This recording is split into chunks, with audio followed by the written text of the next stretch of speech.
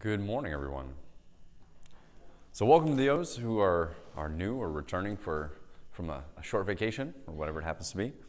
Today we're going to ask the question and reflect a little bit on who speaks for humanity. So there's a great children's book from a great philosopher you might know by the name of Dr. Seuss, who came up with the story of the Lorax. And so the Lorax speaks for the trees. And my kids really like this story, and it made me think about who speaks for humanity. Who's the authoritative voice for advocating for humanity's survival? And so I was thinking through who is it and who is it not. So first I want to start with who I think it isn't, and then who it might be, and then how we might get after pursuing having someone who speaks for humanity or advocates. So who doesn't speak for humanity? It's not our tribes, and by tribes I mean the groups that we identify with. The reason it's not our tribes is because they only care about people who are the same. Oftentimes there's the idea, and you hear this in terms of land development, of not in my backyard, or NIMBY. Well, we don't want to take the responsibility for, let's call it nuclear waste decommissioning, right? Not my backyard. I want to advocate for my people, even if it's good for all of humanity or all of whatever the larger group happens to be. It's not our government, for government tends to only be interested in power and its uses. And really government is about the separation of power, right? So power corrupts. And so one of the ideas behind particularly our form of government is that power is diffused. And so it's really difficult for government to speak for humanity because they have a fairly specific charter on behalf of the country to the exclusion of the rest of humanity. And up to this point, it's traditionally not been religion, because religion's been primarily concerned with the afterlife, what comes after. It doesn't matter what happens to humanity as long as the eternal soul is saved. And not business, for business tends to only care about profit, and that's particularly true in the short term. So we have a lot of folks who don't speak for humanity, and either by design or by their choice. And so how do we think about who speaks for humanity? So I'll go back a couple of services to where we talked about chaos and complexity. So to recap, the idea of chaos and complexity as diametrically opposed forces is sort of the humanist idea of good and evil. On one hand, there's chaos, simplicity, in terms of entropy, where energy is spread out, and the opposite of that being complexity, which is the unique conditions that we humans need to continue to survive. So in identifying some of these organizations that don't naturally speak for humanity, I think it's important to realize why. And many of those reasons why have to do with what you could call the forces of chaos. So one of those is that there's a scarcity or a zero-sum mindset. That people are afraid that they won't have the resources for their group, so they tend to hoard them, right? And that leads to things like war. So the tribal, the in-group, the governmental power struggles based on this fear to protect what is mine and even take from others out of the fear that we won't have enough at some point. Another force is, in terms of the consumerism and exploitation, that short-term capitalism, we consume, right? As individuals even, we hoard based on our cultural conditioning to an extent. And that leads to pollution, famine, and pestilence. So if you've noticed, we've hit all four horsemen in those couple of bullets based on the forces that are driving these constructs or these organizations that operate in the world. And that, of course, leads to the environmental destruction, another thing that humans rely upon to live. So again, those are the forces of chaos. Those are the forces that, if left to nature, we would end up devolving in terms of society or what's available in terms of our resources to where there aren't actually enough. But if you think about it today, the resources on this planet are plenty if managed correctly. And we're not prescriptive in terms of saying it should be this way or that way in terms of governmental policy, but as of right now, there isn't any sort of whole government, there's no world government, you could argue maybe the UN, that really is helping to marshal all of humanity's resources toward the future.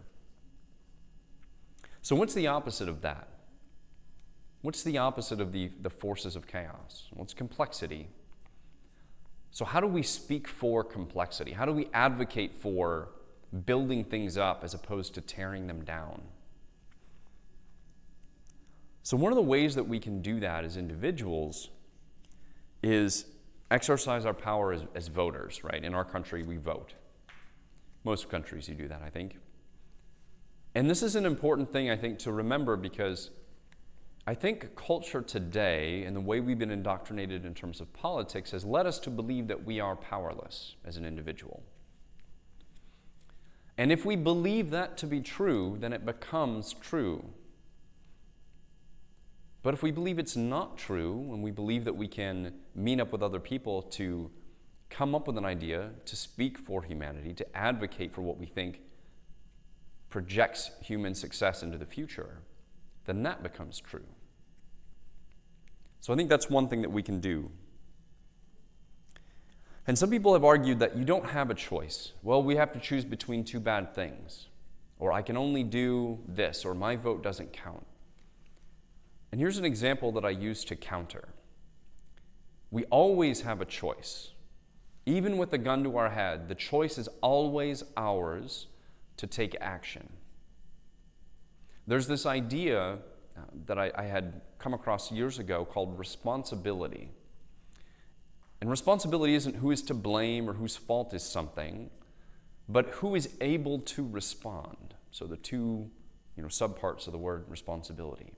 You are always able to respond. When you look at victims of terror or people who fight back from captivity and terrorism, many times they're going to be executed regardless.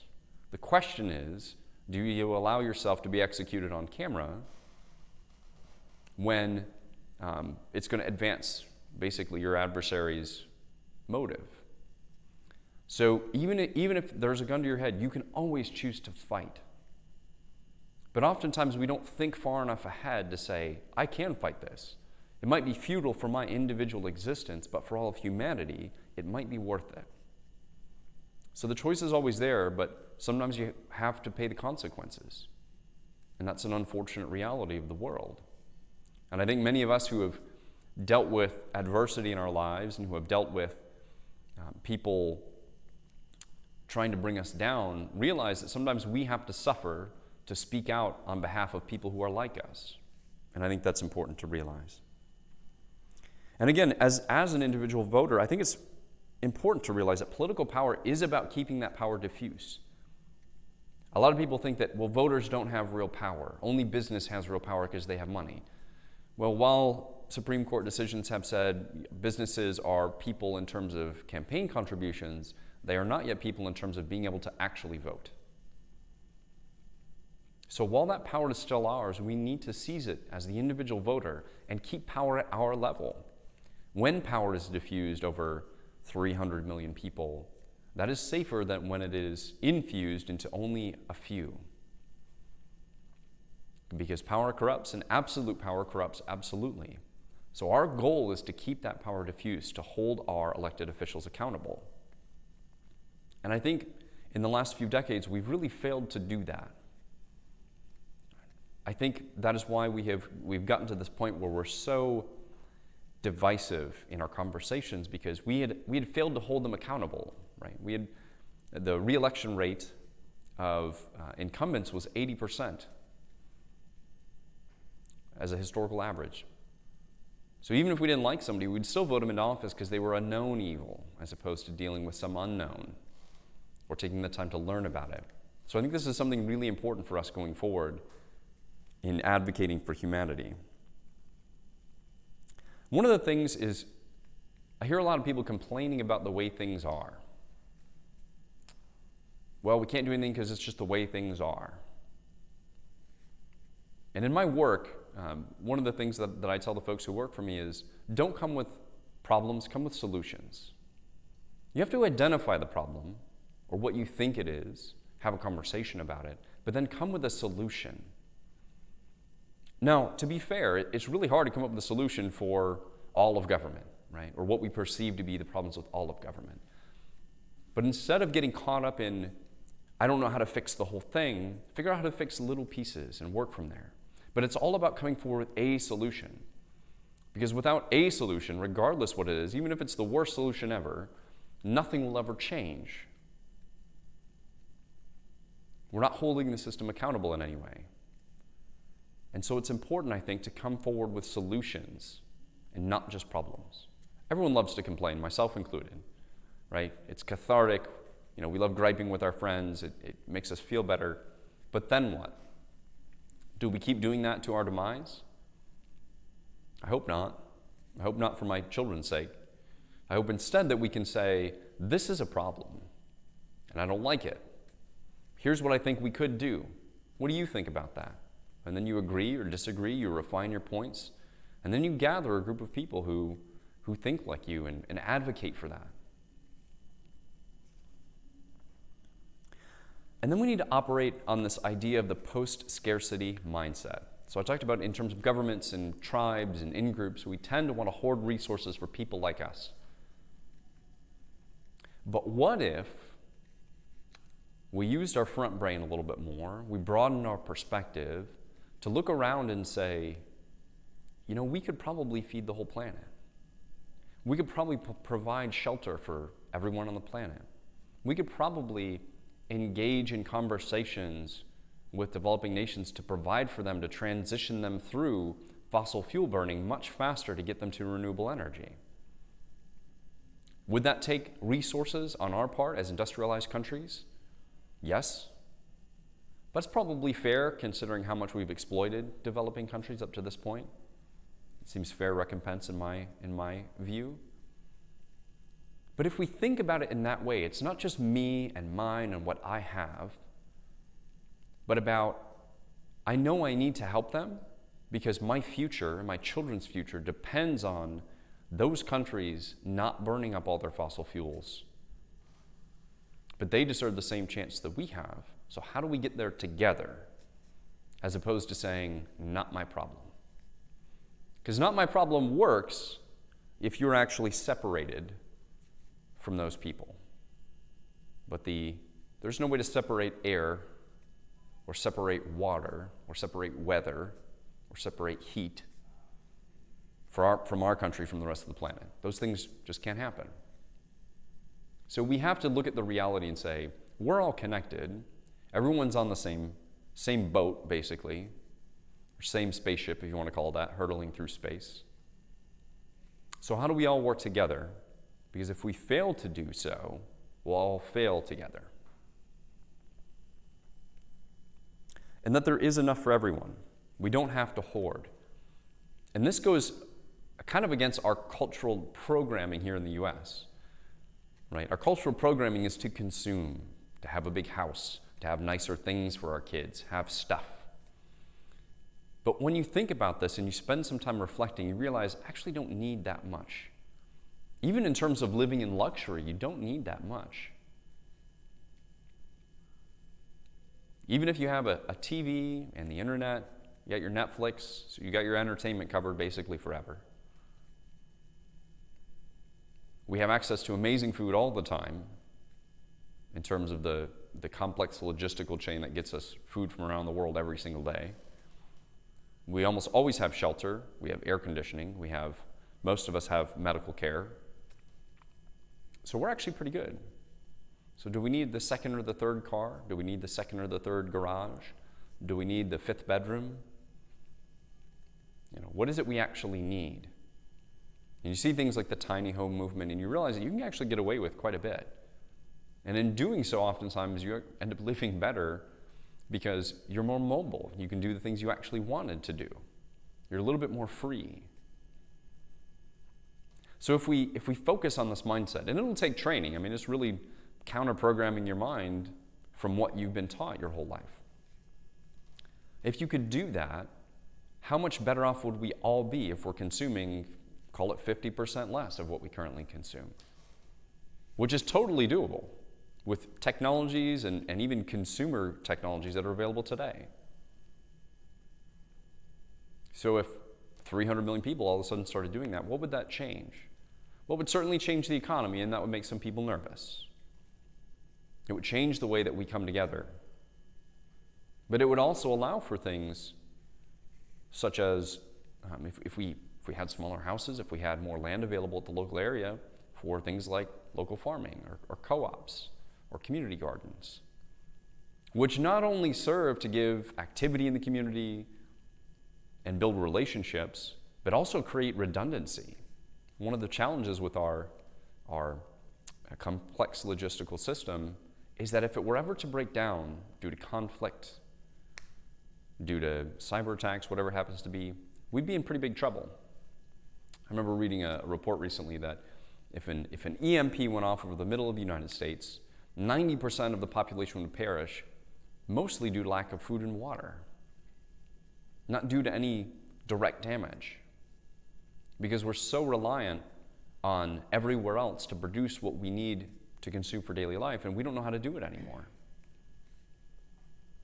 So I think that would be a great side effect of building things at the local level, is where you can consume the produce that you grow in your backyard, and you learn how to do it. And in the future, if things did fall apart, people would know how to take care of themselves. Building a resilient future. And so what does this all come down to, right? What's the common denominator in terms of speaking for humanity? It's all about having a purpose and then applying it daily. So for us in Being Human Church, the purpose is that humanity survives and thrives. That's why we're here. That's the purpose of the organization.